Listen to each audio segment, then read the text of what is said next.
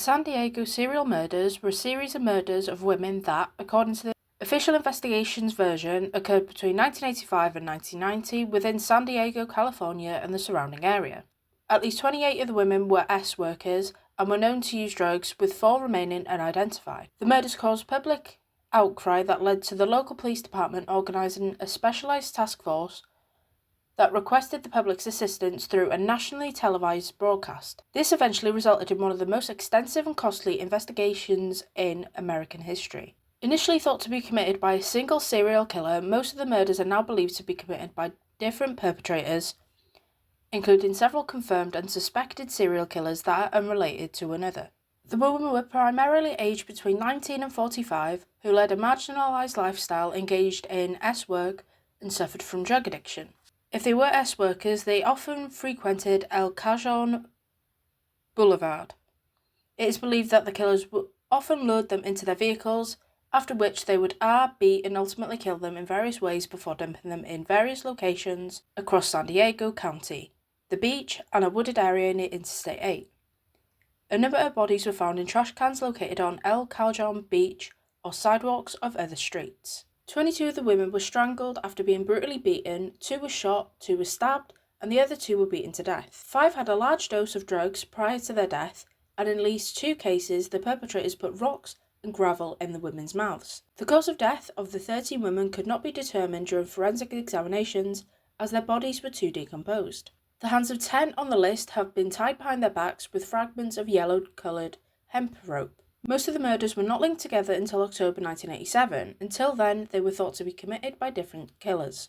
7 of the murdered women were African American, 7 were Hispanic, 1 was Asian, and 28 were white. A number of them had engaged in S work and were employed in a variety of jobs. For example, 1 was an oceanographic researcher, whilst another was an aspiring writer. Donna Marie Gentile, 22, was murdered on the 22nd of June 1985, and a body was located in Mount Laguna, California. She is considered the first chronological victim. She settled in San Diego from Philadelphia, Pennsylvania in the early 80s, and between 1981 and 1982 she was convicted for 4 S-work related charges. Her body was found in a ravine off Sunrise Highway 30, but the perpetrator hadn't stolen anything, left no fingerprints, and had carefully disposed of his car tyre marks, but for some reason had still cut parts of her clothing without damaging the skin. She hadn't been essayed. Tara Mia Simpson, 18, was murdered on the 29th of August 1985 in San Diego. She was found murdered in an alleyway near El Cajon Boulevard, where she often worked. The perpetrator placed her corpse in a dumpster before setting it on fire with a flammable substance. Although severely burned, an autopsy determined that she had sustained a broken nose, a stab wound to the abdomen, and signs of strangulation. She had been AR'd repeatedly before her death, and large doses of drugs and alcohol were found in her blood. Patricia K. Smith, 31, was murdered on the 11th of September 1985. Her nude body was found in a motel room near El Cajon Boulevard. She had been beaten and received multiple stabs to her chest and abdomen. She was living as an S worker and was arrested multiple times in early 1980s on drug and S work charges. Marcia Shalene Funderbunk, 25, was murdered on the 26th of September 1985. Her body was found in Pine Valley, California. She was a mother of 2 young children but was unmarried and lived in Jacumba Hot Springs and, according to investigators, worked as an S worker. She was found fully clothed, but her jeans had been lowered to appear as if she'd been AR'd, with sand and dirt stuffed in her mouth. Dejuna Demetrius Thomas, 20, was murdered in September to early October 1985. Her body was found on a sidewalk on the 3rd of October 1985 in San Diego. Little is known about her case. Linda Joyce Nelson, 27, was murdered on the 4th of January 1986. Her body was found near the I-805 exit ramp in National City, California. Little is known about her case. Linda K. Freeby, 30, was murdered on the 24th of January 1986. Her body was found in a parking lot in San Diego. She had been stabbed in the chest and strangled to death. She was from Chula Vista and had been reported missing 4 days prior and reportedly had no known history of S work. Deborah Ann Stanford, 24, was murdered on the 5th of February 1986. Her nude body was found strangled behind a van that was parked near a paint store in North Park in San Diego. Trina Carpenter, 22, was murdered on the 11th of February 1986. Her body was found in San Diego. a drug addict and S-worker who spent much of her time on El Cajon Boulevard. Her killer beat, and strangled her before placing her body in a dumpster and setting it on fire. The location where her body was dumped was approximately 1 block away from where another body was found. She was initially unidentified and was referred to as Jane Doe No. 1. Cynthia Lynn Main, 26, was murdered on the 21st of February 1986. Her body was found in San Diego. She was a daughter of a former police officer. She became a heroin addict and S-worker herself on El Cajon Boulevard, eventually getting imprisoned for check forgery and disappearing shortly afterwards. Her car was found abandoned in the parking lot of El Torito restaurant in La Mesa. She remains missing to this day. Michelle Riccio, 19, was murdered on the 24th of April 1986 and her body was found in Escondido, California. She was found dead in an orange grove and initially believed to have overdosed. Her cause of death was later determined to be from strangulation. 2 days prior to her body being found, she was last seen in a cafe with a friend who claimed she was attempting to hitchhike back to her parents' home in San Marcos.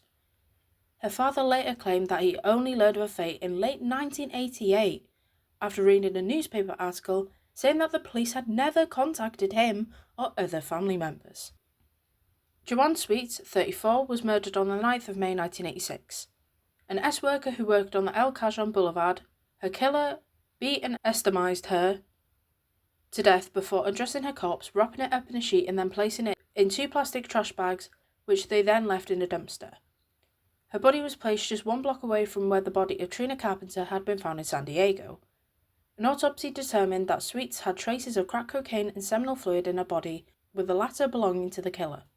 Jodelle Jenkins, 28, was murdered in June 1986. Her body was found in Escondido, California. A drug addict and S-worker, she was last seen staying at the Welcome Inn in a hotel in Encinitas. Her body was found in the same orange grove as Michelle Riccio. Her death was initially believed to have been an overdose, but it was reclassified as a murder after her parents, friends, and acquaintances claimed that she never ingested alcohol, despite the fact that alcohol was found in her system. Carol Jane Goshrowski was murdered in late June to early July 1986. Her body was found in Buckham Springs, California. Her skeletal remains were found near the I-8 but remained unidentified until the early 1990s. She was a mother of 2, had a history of S-working herself on El Cajon Boulevard, and was on medication and depressed. Her husband had filed a missing person report the day after she disappeared, but the police just ignored it. Sophia Glover, 37, was murdered on the 15th of August 1986. A homeless drug-addicted S-worker who spent her time on El Cajon Boulevard. Her nude body was found wrapped in a blanket in an alley in Normal Heights in San Diego, California. She had sustained injuries to her head, neck, and chest, had been strangled, had ingested crack cocaine, and had been estimized. A local resident found her clothing folded in a nearby valley after finding her body. Jane Doe 2 was murdered in September 1986. Her body was found in San Diego. Skeletonized remains were found in a state of severe decomposition and remains unidentified. Little is known about this case. Nancy Allison White, 22, was murdered on the 27th of August 1986. Her body was found in Carlsbad, California. Her naked body was found in Boquitos Lagoon by 2 boys approximately 5 days after she was reported missing. Unlike other victims, White had not been a drug addict or S-worker and was living in the Marine Corps Air Station El Toro with her husband. According to her husband, she was driving to her home in Santa Ana when her car broke down, after which she called him to inform him what happened. Law enforcement later located the car containing her purse and luggage, but she wasn't there. Jane Doe 3, aged between 18 and 23, was murdered on the 1st of October 1986. Her skeletonized remains was found in a section of the Pala Indian Reservation, California. Forensics determined that she was approximately 190 centimeters tall, with dark or medium brown hair, had distinctive tattoos on her buttocks, a rose over her right breast, and a heart over her left breast. She wore a brown sweater and underwear. Teresa Marie Brewer, 26, was murdered on the 4th of October 1986. Said to be a drug addict and S-worker, Brewer was found strangled near the I-8, but was left fully clothed and had a jewellery in San Diego. Her ex-husband said that they separated after she developed her addiction, after which he returned to Missouri. He claimed that shortly before her death, Teresa had phoned him and told her of her financial difficulties and her desire to improve her life and leave San Diego. Cindy Jones, 20, was murdered in October 1986. She frequented El Cajon Boulevard. Her body was found in a street in San Diego. She had been strangled, but little else is known about her case. Ken Hugh was murdered in October 1986. She was a Korean-American S-worker and was found strangled on her side work in San Diego. Little is known about her case. Melissa Jean White, 22, was murdered between October and December 1986, and her body was found in a Pala Indian reservation in California. Her skeletonized remains were found in an advanced state of decomposition, and an autopsy determined that she had been strangled to death. Originally from Oceanside, her remains were positively identified in January 1987. Juliana A. Santillano, 25, was murdered on the 3rd of January 1987. A mother of 2 from Long Beach, Santillano was said to have been a drug addict who was en route to visit relatives in Baldwin Park, Coronado, California, 2 days later, having died from a forced heroin overdose. As she had no ties to the area, as well as showing signs of a beating and being essayed, authorities placed her on the official victim list. Her nude body was found in the Silver Strand State Beach in Vola Jane Wright, 37, was murdered in March 1987. Her body was found in San Diego. Said to have been a drug addict and S-worker, police were initially skeptical to include her as a potential victim, as the injuries on her body indicated that she'd been hit by a car. Despite this, she was later officially listed. Rosemarie Ritter, 29, was murdered on the 23rd of April 1987. Her body was found in San Diego County, California. Said to have been an S-worker who spent her time on El Cajon Boulevard and a friend of Donna Gentile and Cynthia Main. Her remains were discovered by a group of migrant farm workers in San Diego County. During the investigation, officers located a store clerk who claimed that he had seen Ritter leave the store and enter the car of a police officer. An autopsy concluded that she had large doses of methamphetamines in her system, but Ritter's relatives and acquaintances denied that she took drugs and claimed that she'd been drugged. Rhonda Lynn Hollis, 21, was murdered on the 10th of May 1987. Her body was found in Bonita, California. She was a mother of 2 who worked herself on El Cajon Boulevard. Her fully clothed body was found with 6 stab wounds to the chest. She was wearing black mesh stockings, shorts, a t-shirt, pink nail polish, makeup and a pendant with the inscription, Foxy Lady. A belt and rope were wrapped around her arms, legs and neck. Anna Lucille Valera, 32, was murdered mid-June 1987. Her body was found on the 22nd of June by 2 firefighters who were jogging near an interstate highway in San Diego with signs of having been strangled. She had a young son, shoulder-length brown hair and a tattoo of an angel on her arm. Like many of the other women, Valera had been living as an S-worker, but her mother denied it, claiming that her arrest for S-work was erroneous and that she was simply waiting at a bus stop. Sally Ann Moorman Field, 19, was murdered on the 20th of September 1987. A friend of Anna Valera, her skeletal remains were found on Sunrise Highway in Pine Valley, California. She had been murdered approximately 4 to 5 weeks prior to the discovery of her body. Sarah Finland Gadalacia, 36, was murdered on the 25th of September 1987. Said to be a homeless drug-addicted S-worker, her skeletonized remains were found on the outskirts of San Diego. Law enforcement officials were unable to determine when exactly she disappeared. Diana Gail Moffat, 24, was murdered on the 9th of October 1987. Skeletonized remains were found during road repair work performed in Blossom Valley Road in El Cajon, California. Investigators later learned that she had a history of S-work arrests in San Diego and Portland, Oregon. Cherry Lee Galbraith, 25, was murdered on the 13th of April 1988. She was initially unidentified until March 1990, when her fingerprints were matched to the remains found in Rancho Bernardo in San Diego, California. Investigators believed that she, who was said to be a transient from California, had no history of arrest, and the reason why her fingerprints were on file remain unknown.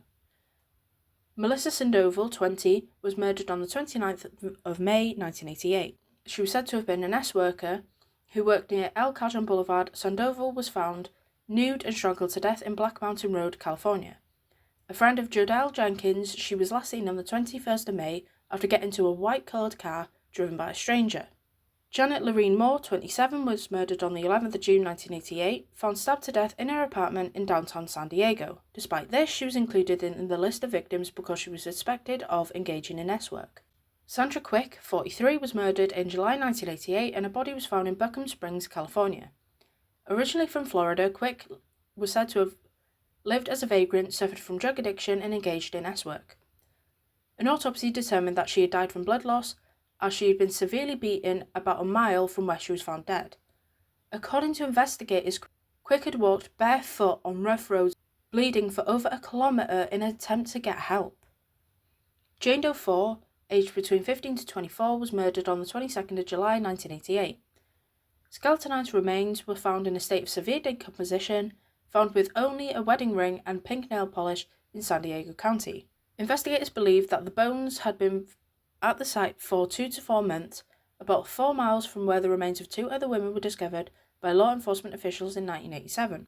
Diana Ampura Luna was murdered in October 1988, said to have been a Mexican-American S-worker who worked on El Cajon Boulevard. Ampura was found strangled to death on a street in San Diego. Cynthia Cindy Lou McVeigh, 26, was murdered on the 29th of November 1988, found strangled to death at a property in Pala Indian Reservation, California, near the California State Route 76, with an autopsy determined that she had ingested crack cocaine shortly before death. Her ex-husband said that the couple lived together in Livermore but divorced due to Cynthia's drug addiction, which eventually caused her to move to San Diego to work as an S-worker. She was last seen alive playing pool in a bar in Carlsbad. Local police claim that she had no record of arrests for S-work. Linda Christine Marlowe was murdered in December 1988 and a body was found in San Diego, said to have been an S-worker who worked on El Cajon Boulevard, had a warrant out for theft. Marlowe's brother said that he would refuse to file a missing persons report due to the fact that his sister had an outstanding warrant for her arrest. Denise Marie Galloway was murdered in mid-December 1988, said to have been a drug addict and S-worker. She was found strangled in an undisclosed location. Nicolette Jean Fry, 22, was murdered on the 10th of July 1989, found murdered in a remote desert area in La Mesa, outside San Diego. She was known by local pimps and S-workers by several aliases, including Loretta Hart and Margaret Ann Haney. Margaret Orozco Jackson, 48, was murdered on the 11th of July 1990, found strangled in a rural ranch outside San Diego. She had been strangled with a rope and was found tied around her neck and was likely killed in another location and transported to the ranch. She was a mother of 3 and said to have been making a living from S-work. The following are some of the cases that were included as possible victims but were later ruled out. Mary Ann Wells, 31, was murdered on the 25th of September 1988. Said to have been an S-worker who worked on El Cajon Boulevard, she was found shot to death in a parking lot in San Diego. She was found fully clothed and had nothing stolen from her post-mortem. Felix Laura Patricio Abarca, 24, was murdered on the 17th of October 1990. A trans S-worker who had recently undergone reassignment surgery, she was found strangled on the 23rd of November in San Diego County, California, her hands having been bound by yellow-coloured rope. She was the last victim included in the official list before being removed. Between 1985 and 1987, the murders were investigated separately as the San Diego Police and the San Diego County Sheriff's Department disagreed on whether any of the murders were connected. They were finally linked in late 1987 after the death toll reached 19 victims. Initially, a theory emerged that the killings might be the doing of the then unidentified Green River Killer, a serial killer who was killing S-workers in Seattle. While meetings were being held between law enforcement representatives from both states, it was ultimately concluded that there was insufficient evidence for this theory to be taken seriously. By September 1988, after the number of murdered women reached over 30, a 12-member task force was formed to investigate the murders. For the first few months, it operated largely in secret, rejecting most media requests for information, refusing to enlist the public's help in finding the killer, and even refusing to disclose where the force's headquarters was located, with spokespersons claiming that it could attract the killer's attention. This move was criticised by Ron Sims, an official from Seattle who funded the task force that hunted down the Green River Killer, claiming that this decision cost them the chance of catching the killer years earlier. In December 1988, the FBI took over the investigation but was criticised by members of the task force for refusing to share progress on the murders and allegedly impeding the investigation. Criminal profilers attempted to create a psychological profile of the supposed serial killer, suggested that the reasons could be misogyny, being robbed by S-workers or pimps, contracting venereal diseases like HIV, having low self-esteem, or being unsuccessful with women. During the course of the investigation, thousands of men from San Diego County were listed for potential involvement on the basis that they had criminal records for violent offences against women, were mentally ill, or were HIV positive. In the first 6 months of its existence, the group spent about $88,200, not including money spent on staff salaries. Almost immediately, there were skeptics who criticised the idea that the Seattle murders were linked to those in San Diego, as studies at the time suggested that at least 50 active serial killers worked across the US alone. Robert Keppel, a major investigator in the Washington State Attorney General's office at the time, said that over the years he had received numerous inquiries from departments around the country that claimed that the Green River Killer had killed in their areas, but only those in San Diego were close enough for consideration. Keppel told during media interviews that one of the major issues was communication between the various police departments being lackluster. Having been involved in the investigation of Ted Bundy, he suggested that if there was one single killer, he had likely moved out of state, was arrested for another crime, or was already deceased. Because of this, he suggested that police should focus on examining data on the number of victims, focus on recently arrested perpetrators, and investigate those who had suddenly left San Diego under suspicious circumstances. In 1985, Terry Wynn Millard, 27, was named as a suspect in the 2 stabbing murders. The 19th of August murder of Charles L. Irwin, 52, had been stabbed to death in a store in San Isidro, and the murder of Patricia Smith, one of the victims on the list. He was convicted of both killings and sent to prison, but was never linked to any of the other victims. In February 1986, Donald Eugene Couch, 28, was identified as the prime suspect in the murder of Linda Freeby, committed while he was out on parole for another crime.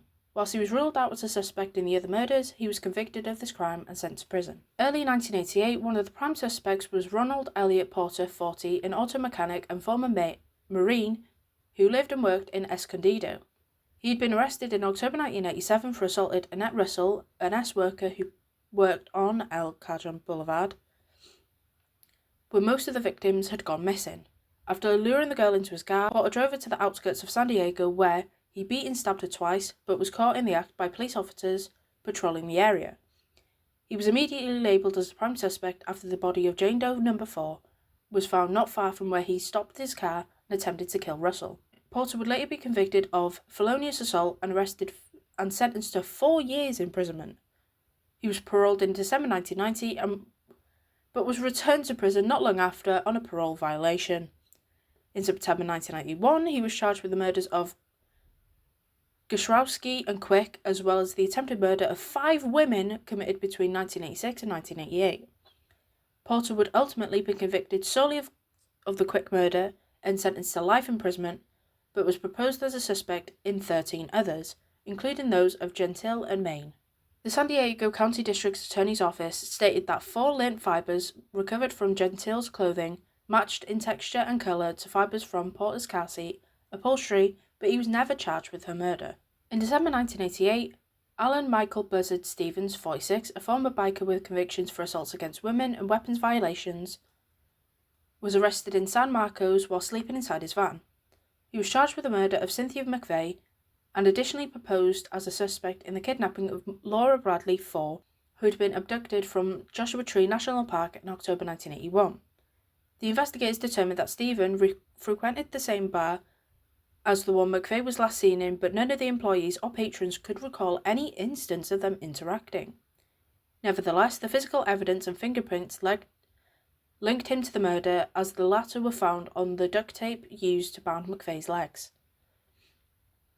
Stevens was found guilty of a murder and sentenced to life imprisonment with a chance of parole after serving 25 years on the 15th of January 1991. He was suspected in the murders of at least 4 other women, but was never charged in these crimes. On the 27th of September 1981, Elmer Lee Nance, 63, was arrested in Barstow for murdering Nancy White, 22. A vagrant, he had been convicted in 1974 and lived in the streets of San Diego in 1987. His attorneys argued that while he technically admitted responsibility, he was coerced by the interrogators due to his fragile mental state. In 1992, he was convicted of White's murder and sentenced to life imprisonment. For the time after his conviction, he was considered a main suspect in several other murders but was later ruled out. In June 1992, Brian Maurice Jones, 30, an inmate serving a 22-year sentence for harming a young woman near Al Khajar Boulevard, was charged with 4 murders that occurred in the same area. Forensics determined that his fingerprints were found on the bodies of Tara Simpson, Trina Carpenter, Joanne Sweet, and Sophia Glover, all of which were found in dumpsters near his apartment. In addition to this, he was charged with the SA and attempted murder of 2 other women that occurred in San Diego on the 15th of August 1985 and the 20th of October 1986, who identified him as their Ara. He pleaded not guilty to all charges, while prosecutors sought a death sentence against him. In 1994, he was convicted of murdering Sweet and Glover, after which he was sentenced to death. The charges in the Simpson and Carpenter case were dropped due to a lack of evidence. He was tested for involvement in other murders but was never charged. In the summer of 1992, Wayne Robert Amundsen, 32, was named as a suspect in the murder of Melissa Jean White, 22, after he had already been arrested in Wisconsin for the attempted murder of Dolores Fernandez, 30. He pleaded not guilty but was proven to be the killer after his DNA was found on the crime scene. Between 1981 and 1988, he lived on the Pala Indian Reservation, where the bodies of at least 5 people were found, including that of White.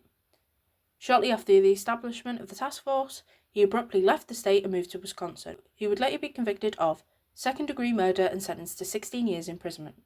In April 1997, Andrew Udales was considered a possible suspect after it was proven that he had killed Mary Ann Wells, who had previously been listed as an official victim.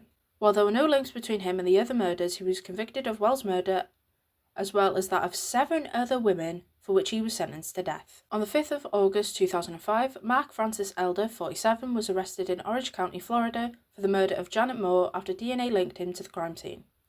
He was investigated for the other murders but eventually ruled out.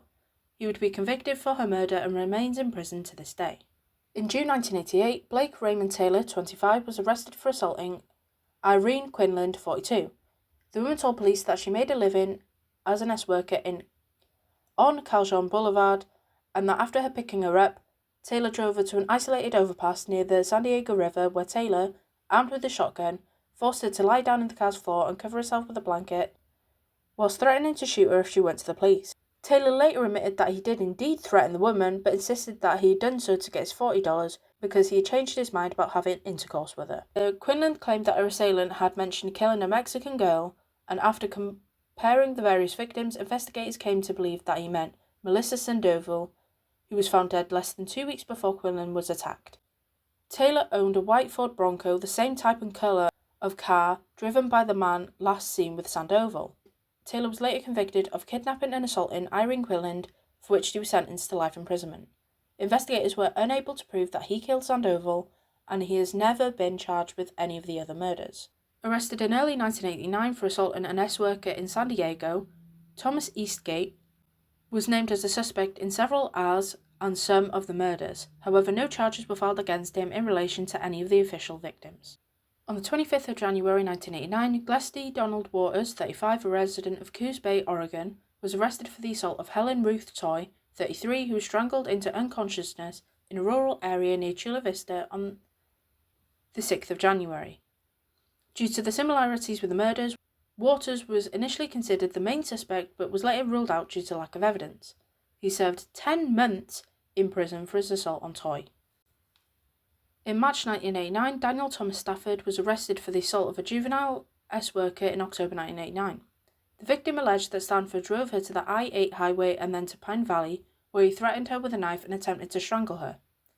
However, she resisted violently and managed to escape his vehicle before being rescued by a passing truck driver. After his arrest, Stanford pleaded guilty and was placed on probation, but was subsequently ruled out as a suspect. On the 10th of March 1989, Richard Allen Sanders, 45, a former police officer based in Vancouver, Washington, was shot dead in Yakult by Joel Hansen and Clifford Breither. From 1986 until the early 1970s, Sanders worked for the police departments in Vancouver and Salem, Oregon, before moving to National City, where he ran a bar from 1976 to 1984. On the 9th of February 1989, Sanders was arrested for impersonating a police officer and threatening S-workers to get in his car. After his arraignment, his bail was set to $14,000, and after it was paid, he was released until the next court hearing. Following his death, police searched his apartment and a rented garage in San Diego, where they found nude photographs of girls and women, as well as videotapes, one of which featured Melissa Sandoval. In addition, 2 boxes were found containing his personal index cards labeled the Seattle Files and the San Diego Files, with entries about the identities of S-workers in Seattle and San Diego, including photographs. A number of his friends and acquaintances described him as a misogynist due to the fact that a girl he had dated later turned out to be an S-worker. In mid-1989, an informant told police that in January 1988, Sanders showed him 2 snuff films he had made himself, in which he played a serial killer who killed S-workers. According to an informant, Sandoval played a lead role in one of the films. Suspicion against him heightened after his close friend revealed that he made a living by selling and distributing methamphetamine to pimps and S-workers who worked in San Diego, which allowed him to spend a lot of time in their company. However, no conclusive evidence was found, and he was later ruled out in both the San Diego and Seattle murders. In March 1990, James Morris Jackson, 25, was arrested for assaulting an S-worker on El Cajon Boulevard. He was later charged with attempted murder after it emerged that he'd attempted to strangle her after having intercourse. The victim told police that Jackson only paid $4 for her services and that he attacked her after she demanded more money. Jackson was interrogated about the other murders, but was able to provide an alibi and was ruled out. In 1990, various community organizations and political activists demanded that the city of San Diego investigate and discipline a number of police officers after a number of friends and relatives of the first victim, Donna Gentile, told various media outlets that the murders were supposedly committed by a group of police officers who had forced them to become street informants and sexually harassed them. Under public pressure, the San Diego County District Attorney was forced to order an internal investigation under federal supervision. Gentile had been murdered 5 weeks after she implicated 2 local police officers in a high-profile S-work and blackmail case that resulted in the demotion of one officer and the dismissal of another. The internal investigation revealed that some colleagues suspected the 2 men of killing Gentile as early as 1985. However, forensic and autopsy reports were classified and never released to the public. The officers were Larry Alvek and Lieutenant Carl Black, with additional accusations being placed against Sergeant Michael Blakely, Curtis Mayer, Richard Draper, Robert Candland, Detective Frank Christensen, James Brooke, and Jeffrey Dean. All of them were disciplined by a disciplinary board for inappropriate behaviour towards S-workers working on the El Cajon Boulevard between May 1984 and January 1985. Gentile alleged that she started working as an informant under Alvek in February 1981, but he then threatened to arrest her unless she provided him with actual services. From 1982 to January 1984, Gentile was never arrested, but after she attempted to stop cooperating, she was arrested on various charges between February and March 1984. After the discipline hearings, Gentile testified against Alvek, but not Black, as her friendship with him was supposedly the reason Alvek started harassing her in the first place. In 1990, Alvek admitted that he had been intimate with Gentile, but claimed that the acts were voluntary. Alvek added that multiple people had been involved in the girl's murder because she was cooperating with a number of other San Diego Police Department officers who paid her money to help them with at least one case against a major pimp, which was never publicised out of fear that the media would reveal Gentile and their officers' names. Alvek criticised the idea of an internal investigation and thought that it should have been entrusted to a more neutral body such as the District Attorney's Office. 4 months before her death, while in the county jail for S-work charges, Gentile, with the help of her acquaintances, recorded a videotape of her suspicions about the officers, then gave the videotape to her attorney Doug Holbrook, who in turn showed the content of the videotape to the media and the public. In November 1991, the investigation was completed, resulted in Sergeant Sal Salvatierra and Officer John Fung being suspended for 20 days without pay, while Officer Chuck Arnold was suspended for 10 days without pay. Assistant San Diego Police Chief Dave Warden declined to say how many officers had been disciplined, citing confidently laws that prohibited the police department from discussing personal matters. One high-ranking police officer who wished to remain anonymous told the media that the suspensions were not the most serious punishment given the seriousness of the evidence. All three officers, in addition to being connected to Gentile, were also connected to Cynthia Mayne, whose phone number was written on a scrap of paper found in Gentile's personal effects after her death. On the 2nd of July 1984, Mayne was arrested by Fung on suspicion of being drunk. Shortly afterwards, she agreed to become a police informant and began informing Fung of all the drug dealers she knew in San Diego, and using recording equipment to listen in on the conversations. In the summer of 1985, after Gentile had been murdered, a romantic relationship developed between Fung and Mayne. According to her mother, Mayne was in love with Fung, had a certain respect for the law enforcement as her father was one, introduced him to her sister, and even brought him to her home several times where he met Cynthia's mother. In September 1985, Mayne was arrested, convicted of check fraud, and sentenced to 4 months imprisonment at the Las Colinas County Jail. While in jail, she testified about the misconduct of certain police officers who, in the Gentile case, forced them to provide actual services and extorted them. Mayne named all the names she knew and agreed to testify at civil hearings if needed. After this, she was paroled and returned to San Diego. Police Captain Mike E. Tyler, who interviewed Mayne and acted as a parole officer, feared that Mayne's testimony would result in retaliation from the corrupt police officers. And then on the 21st of February 1985, she was reported missing. Her disappearance was reported to the police 5 days later, but according to relatives, the police showed no interest. During the investigation, Fung admitted that he knew Mayne, but claimed he had no special affection towards her. After her car was found, Mayne's mother, Linda Coleman, claimed police refused to check the interior for fingerprints or blood and constantly lost evidence related to the case. A former police officer named Dennis Esmer, who retired in 1989, said that he also cooperated with Mayne and authorised the use of his name so that she could avoid trouble, but claimed that neither he or Fung were in an intimate relationship with her. At one point, police also suspected Mayne's ex-husband and pimp, Steve Smith, but were unable to prove it, as by 1991 he had serious health and memory problems and was living in a drug treatment facility. In 1991, Detective Thomas Steed, who investigated Gentile's murder in 1985, testified at the disciplinary hearings against Fung, Arnold, and Salvatierra. In them, he claimed that the investigation was obstructed in every way possible by Sergeant Harold Gudrazi, who was Alvarek's immediate superior and was the one whom Gentile approached for the former's harassment.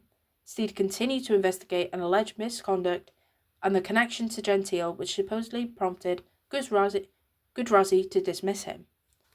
Steed, who had identified Gentile's killer as Carl Black and Robert Hannibal, a police officer who'd been fired in 1989 for actually harassing and beating S-workers. Despite claims from a number of acquaintances and S-workers that the pair had approached multiple people to devise a plan to kill Gentile, no concrete evidence was uncovered to confirm this. Black was also offered to undergo a polygraph test, but he declined. Steed also claimed that then Chief Medical Examiner David Stack, because of his close cooperation with the San Diego District Attorney's Office and the police, withheld the autopsy reports on Gentile's body from the public. According to the people who believe in the SPDP theory, Stack intentionally classified the reports in an attempt to conceal evidence and clues implicating the officers. Shortly before the creation of the task force, Stack was fired from his position for destroying critical evidence in the form of cremating the remains of 4 victims without proper authorization, citing evidence of widespread misconduct and unprofessional activity on part of the narcotics unit, including allegations that members of the unit used S-workers informants who were actually harassed in the San Diego Police Department management. The San Diego Police Department management concluded that in late 1991, the misconduct in regard to S-workers was widespread by the mid-1980s. Kathy Hardy, who worked as an S-worker from 1998 to 1991, testified that the practice of having S with S-workers and then arresting them was a common practice among many of the police force. Police Chief Bob Bergen, under public pressure, stated that he and the department were embarrassed by the outcome of the internal investigation, and about 5 police officers would be held accountable for their actions. Chuck Arnold came under intense scrutiny after his name was discovered in the address book of a female pimp named Karen Wilkening. In 1981, Wilkening, a former real estate agent from New York City, organized an escort service stationed in San Diego. And after a raid, police seized a list containing the names of more than 500 clients. Among the clients were major criminals, businessmen, police, and government officials. In the mid-1980s, according to entries in her diary, Arnold collaborated with Wilkening and hired girls to dance at a bachelor party of fellow officer John Lusardi. One of Wilkening's clients was Sal Salviera, who was found in possession of nude photographs of Gentile and Main, along with Harold Gudrazi, who suspected after a disciplinary board found him liable of having a sexual relationship with Denise Loisch, a S worker and friend of Gentile. Wilkening was arrested on charges of prostituting, but after a preliminary court hearing, she escaped to the Philippines in September 1987. In May 1989, she was located, arrested, and extradited back to the US, as officials believed that she had knowledge of the murders. While she admitted that several of her clients were high profile, she claimed that the girls were employed on a voluntary basis and that Gentile was never employed by her. She was sentenced to 3 years imprisonment for operating a prostitution ring. In the end, no criminal charges were ever filed against any of the individuals named in the hearings, despite the acknowledgement of widespread corruption. The reputation of the San Diego's police force was further damaged in February 1991 after an art exhibit depicting the 45 victims as a form of tribute was heavily criticised by the public and family members of the victims. The mothers of Michelle Riccio and Jodelle Jenkins told the media that law enforcement never contacted them about their daughter's murders. Parents of the other victims shared similar claims of officers refusing to file police reports because the victims were drug addicts and vagrants. On the 1st of July 1992, the investigation was officially concluded and the task force was disbanded. This move was criticised by other law enforcement agencies, mostly due to the fact that the known suspects were rarely charged with murder and instead with other, less serious crimes. This was supported by the women's family members who accused the police department of being sloppy and requesting another investigation. As of 2023, the remaining murders remain unsolved and are considered cold cases.